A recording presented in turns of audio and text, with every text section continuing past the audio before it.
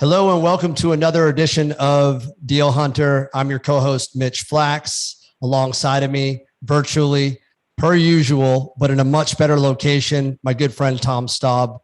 Good to see you, pal. Mitch, how you doing? Yes, I'm in Hawaii. I'm doing better than you, my man. I'm sorry to hear that you've got the coronavirus, but probably not a bad place to be laid up, although you look okay. Yeah, we're in Hawaii quarantining, walking the beaches in the morning and in the evenings for sunset and all that. So feeling good, just trying to kick this last few days of quarantine. All right, man. Well, we wish you the best. Well, today, Tom, you and I have talked about this subject for quite some time. What we want to do is talk about the portfolio allocation of the largest endowment in the world, the Harvard Endowment Fund, over $40 billion, very well diversified. What really sticks out to me looking at where the smart money is going is the lack of public equity allocation. And although, got to be honest and fully transparent, public equity has done extremely well over the last 10 years. And in fact, the Harvard Endowment Fund has actually been underperforming the S&P 500. And, that can be a little concerning for folks. But what we do want to focus is on the diversification and what that actually means, what being diversified does to your portfolio, what it does to your risk. Everyone talks about risk tolerance when they're talking about building a portfolio. Tom, let me ask you this. You come from a different world than me. When you think of, portfolio diversification, what are some of the things that come to your mind? Yeah, so first, I think when you say that Harvard Endowment has underperformed the broader market, that's strictly just on the returns front, right? You're not factoring in, volatility and how that impacts the return, right? We're strictly talking about performance. Yeah.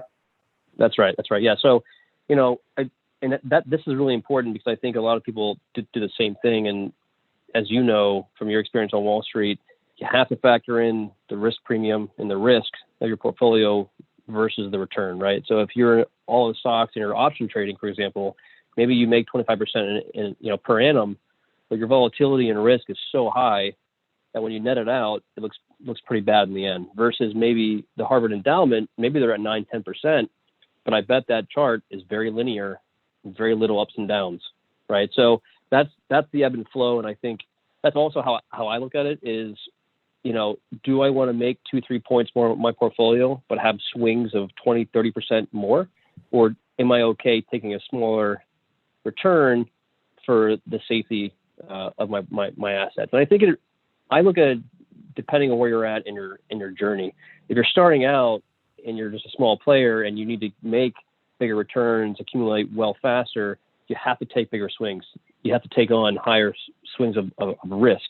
And as Warren Buffett has mentioned the same way, when you get to a point over $1 million, typically you begin to pull back some of the volatility and take less returns than the broader market to preserve the capital.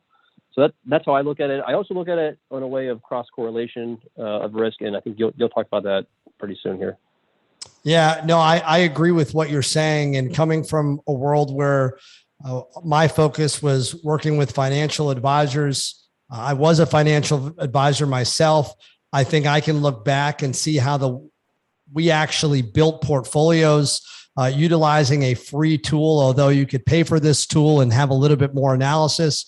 Morningstar.com did a fabulous job of showing me who the best performer was yesterday. And I could slice and dice this data every single which way and find out who the best performers were. And naturally, whoever the best performers were, they tend to get the most inflows, right? So they always said past performance was not indicative of future performance, but that's exactly what they sold. I lost my mind when I was realizing this was going on across the board. We just sold past performance and people bought it. If you had been with me, this is what you would have been invested in. By the way, that was never the case. Those portfolios that they showed them, they were rarely portfolios that were actually the ones used during that time frame. They just sat there and cherry picked. And sadly, this is kind of the world that we're in. Look, I'm not anti-financial advisor at all. I think there are some great ones out there. I think the ones who are transparent and tell you that, hey, by the way, this is all past performance. This is what I would select for you today going forward because they have had a really good return.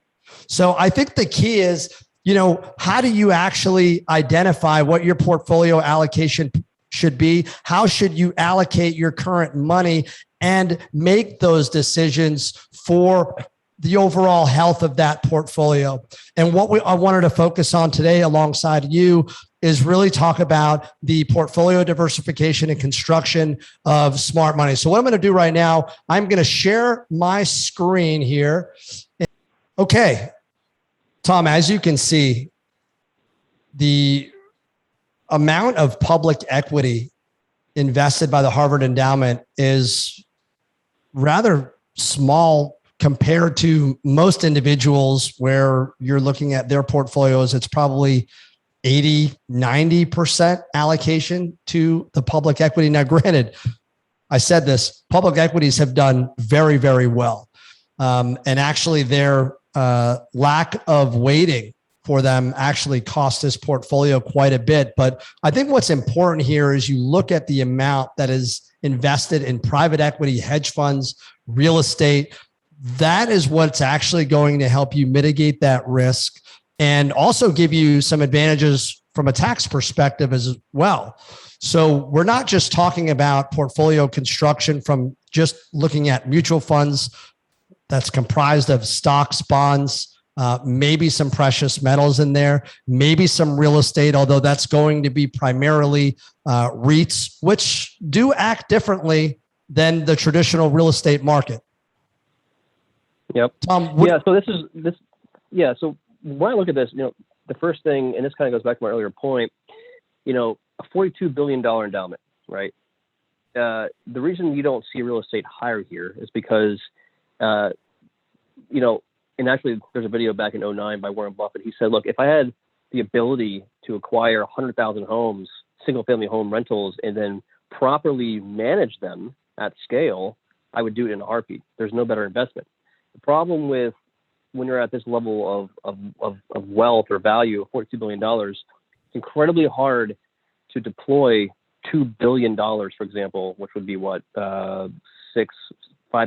of the overall portfolio, into something like a single family portfolio, right? Because $2 billion of homes is a boatload of homes. And the effort it takes to scale that and operate is so much higher than someone like you or me, Mitch, that might buy 10, right? So that's probably why you see a lot of their money in hedge funds. And hedge funds doesn't just mean stocks. It could be hedge funds focused on, to your point, REITs or some sort of unique real estate venture or something like that. But in general, you have to be able to deploy a lot more capital, and you can't do it in something like, let's say, land development necessarily, or owning commercial buildings. It has to be a kind of a REIT-focused strategy.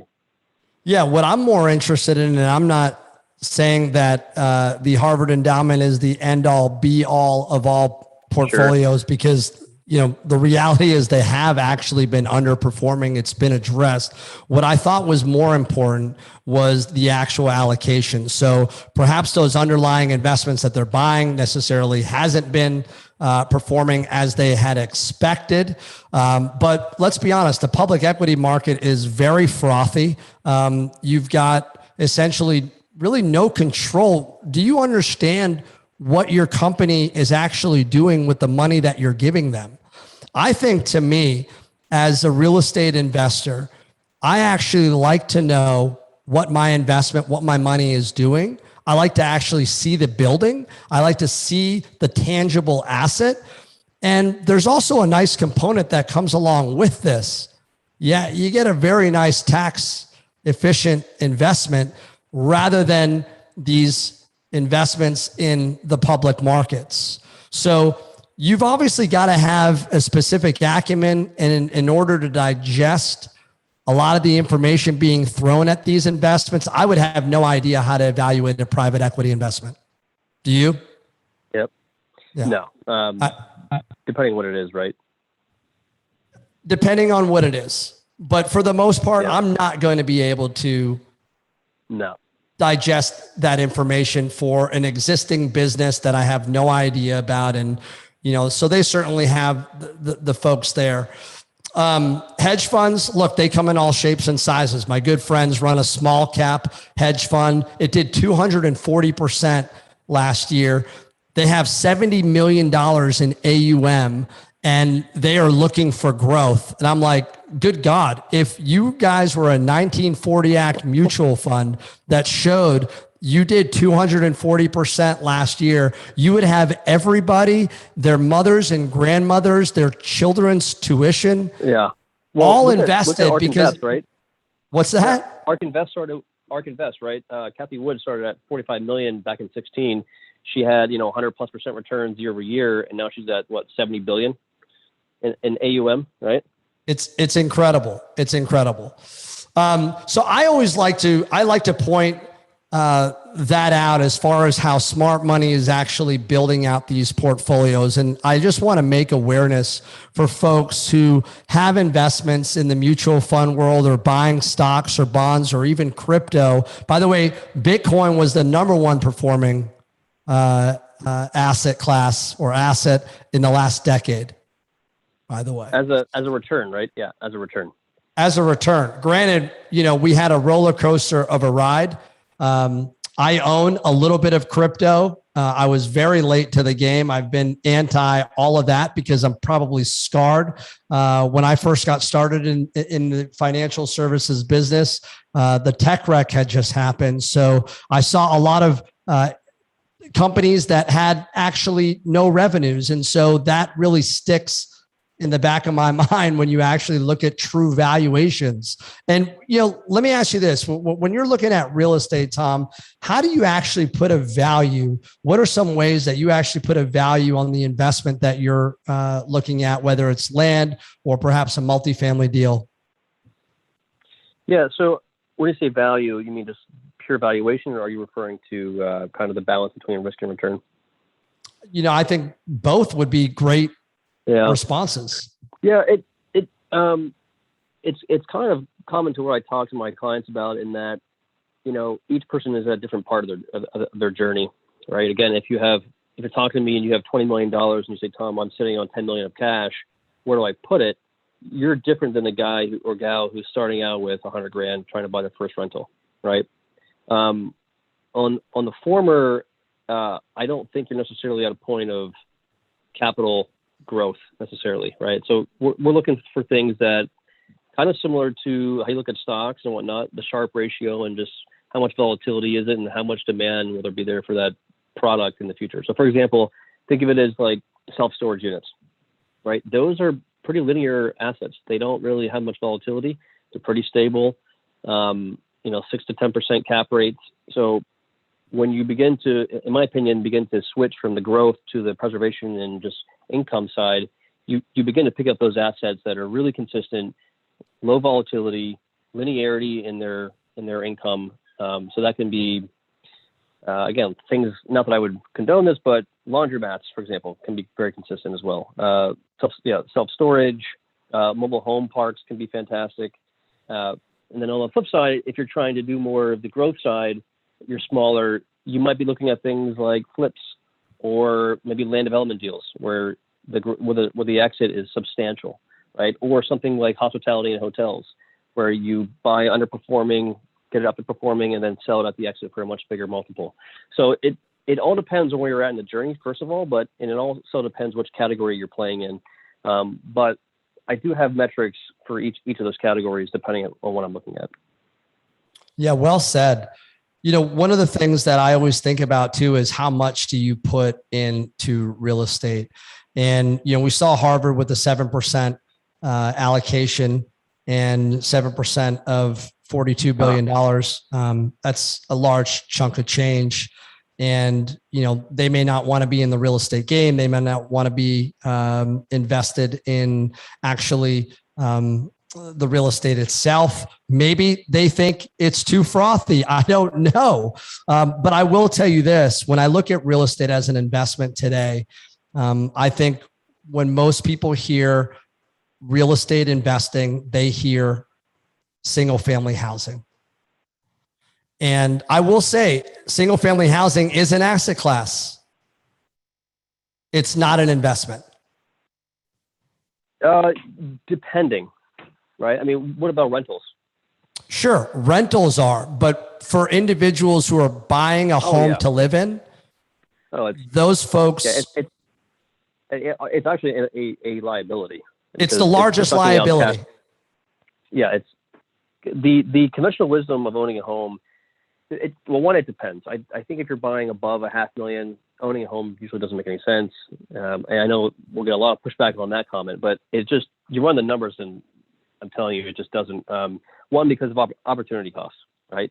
If it's under $500,000, when you compare it to rent, it tends to be favorable long-term to own a house.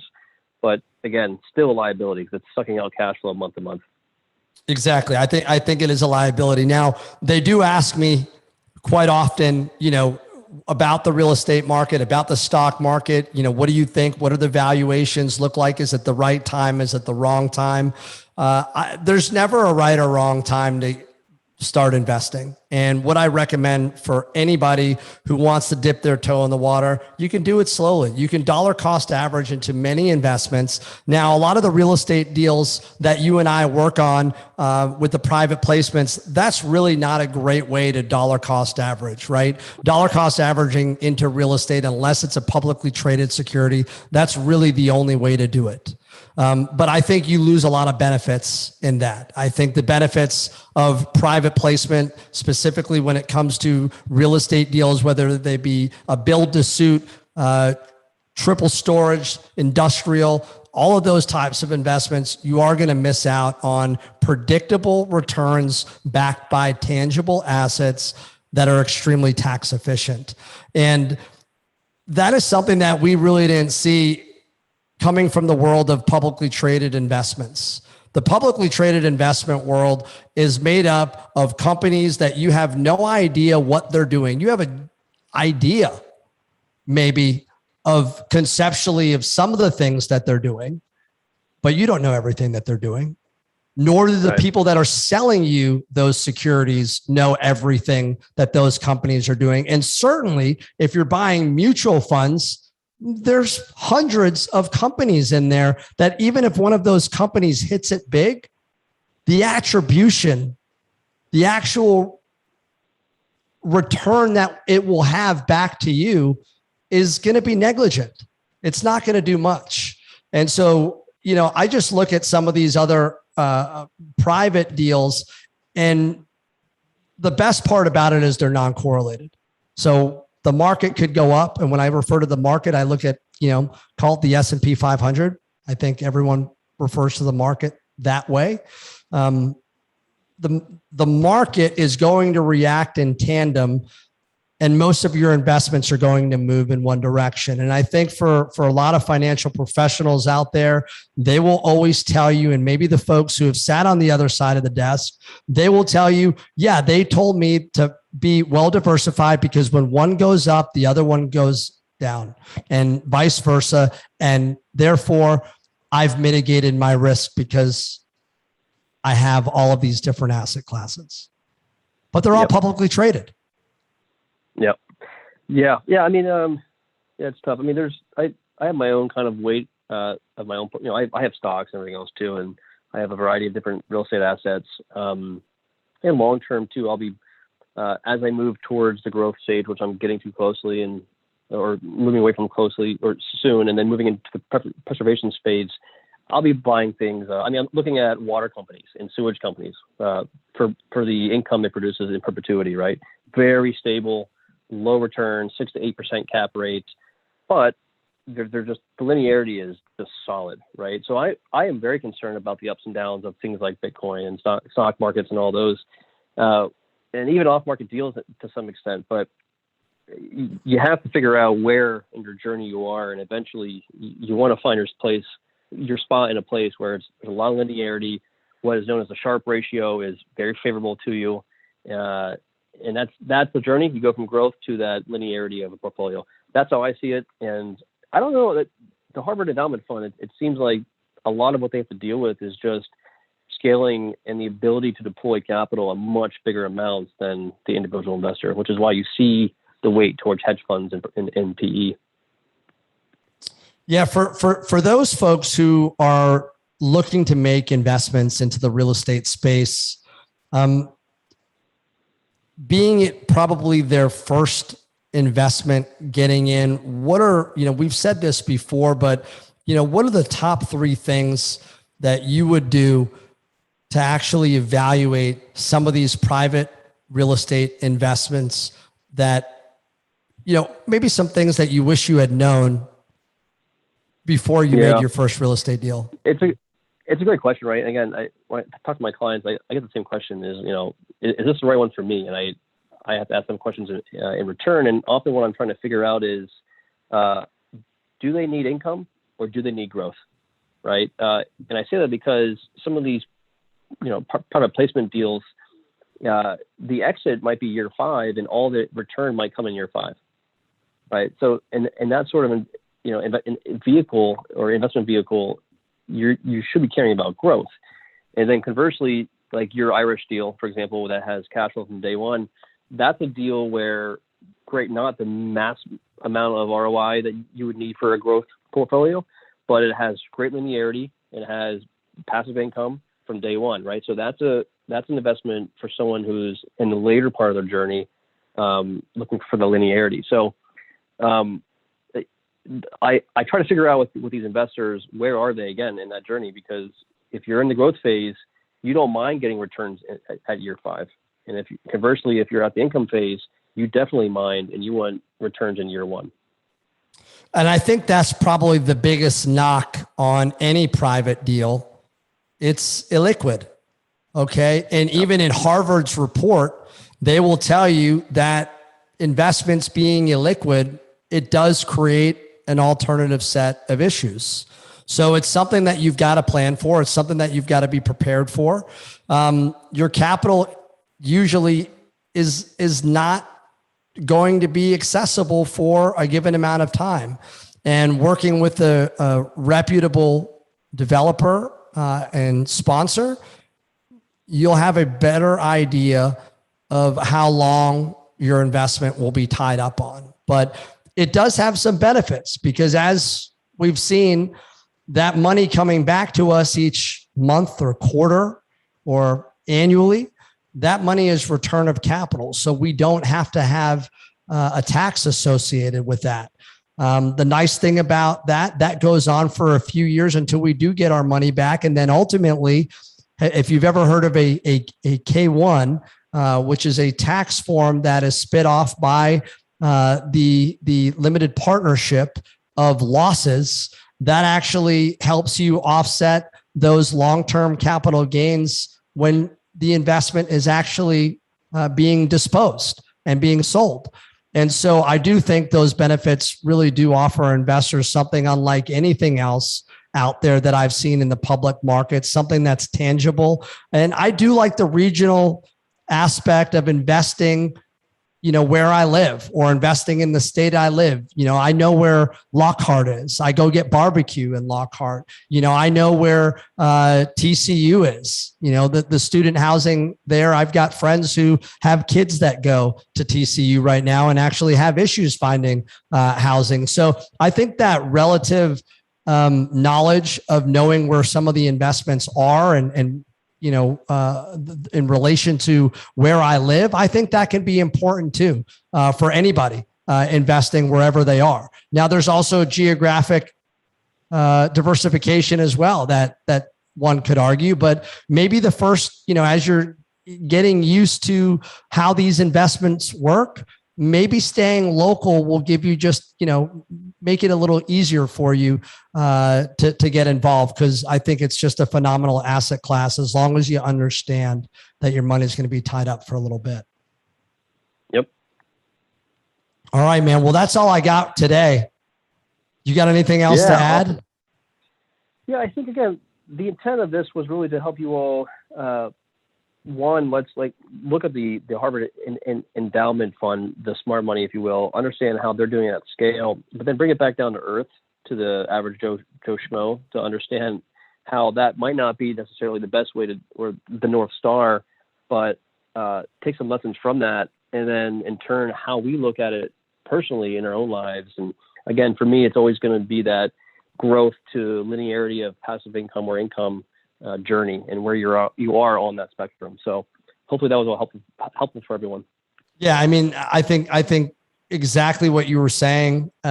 Just let's look at how these smart institutions are constructing large pools of investor money. And let's maybe learn a thing or two from them and how are they doing things. And so it wasn't the intent to completely replicate exactly what the Harvard endowment's doing.